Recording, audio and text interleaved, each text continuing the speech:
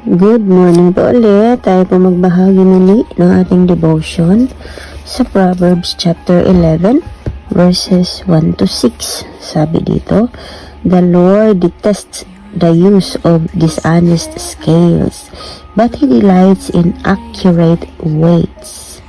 Pride leads to disgrace, but with humility comes wisdom. Honesty guides good people. Dishonesty destroys treacherous people. Riches won't help on the day of judgment, but right living can save you from death. The godly are directed by honesty. The wicked fall beneath their load of sin. The godliness of good people rescues them.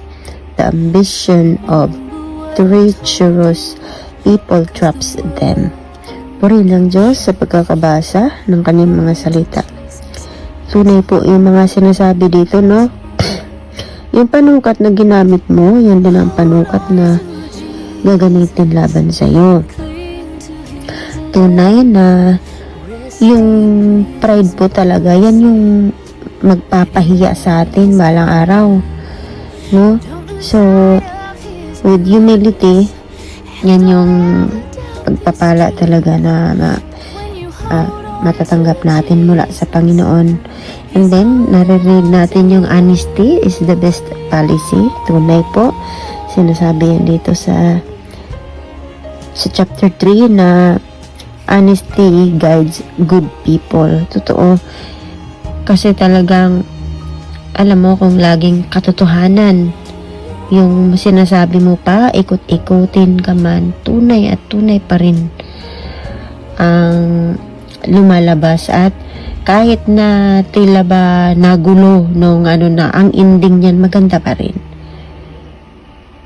Kasi magmimit pa rin yan sa dulo. Then, sabi dito, riches won't help on the day of judgment, but right living can save you from death. Yes, that's right. The godly are directed by honesty. The wicked fall beneath their load of sin. Yes. Then sa 6, the godliness of good people rescues them. The ambition of treacherous people traps them. Yes, tunay. Ang tao talagang kumikilala, sumusunod sa ating Panginoon, yan din ang magliligtas sa atin. Kasi syempre, sabi nga ni Lord, if He calls on me, I will answer them. For godly people, yes, si Lord nandyan lagi, nakaantabay, no? Pero yung wicked, mafuful pa rin talaga sila doon. Kung ano yung traps na inihanda nila sa kapwa, sila din yung mabibitag. Kaya patuloy tayong gumawa ng mabuti, no? Kasi kabutihan pa rin ang maidudulot niyan sa dulo. Kaya wag tayong magsawa, no?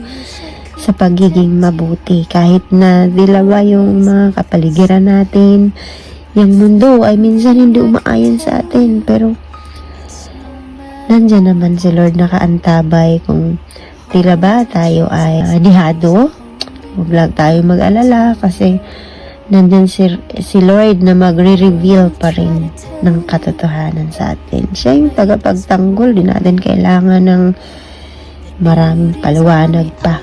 Yung katotohanan ay talagang malalantad. Magandang araw po sa ating lahat. Ang bahagi ko po, Kawikaan chapter 11 verse 7 to 12. Ang pag-asa ng masama ay kasama niyang pumapanaw. Ang umasa sa kayamanan ay mawawalang kabuluhan. Ang matuwid ay inilalayo sa bagabag, ngunit ang masama ay doon umabaksak. Ang labi ng walang Diyos sa iba'y mapanira, ngunit ang bunong matuwid ay nagliligtas ng kapwa. Kapag ang matuwid ay pinagpapala, ang bayan ay nagagalak. Ngunit higit ang katuwaan kapag ang masama ay nagpapahamak, Dahil sa salita ng matuwid ang bayan ay tumatatag. Ngunit sa kasinungalingan ng masama, ang lungsod ay nawawasak. Ang kapos sa kalaman ay humahamak sa kapwa. Ngunit laging tahimik ang taong may unawa. Amen.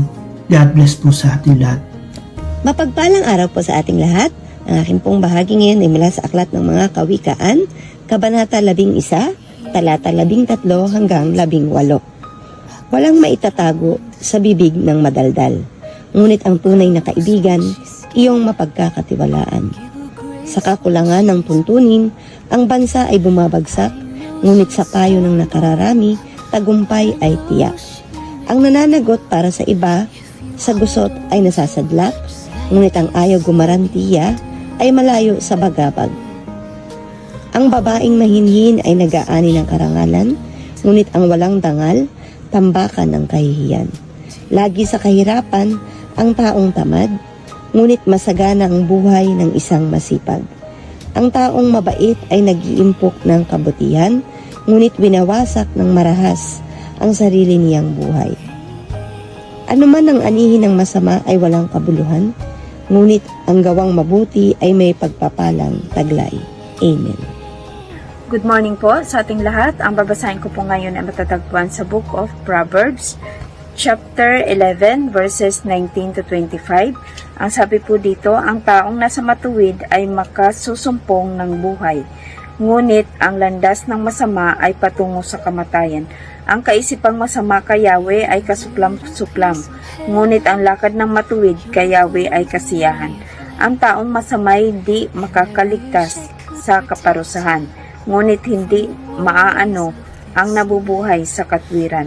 Ang magandang babae, ngunit mangmang naman, ay tila gintong singsing sa nguso ng baboy.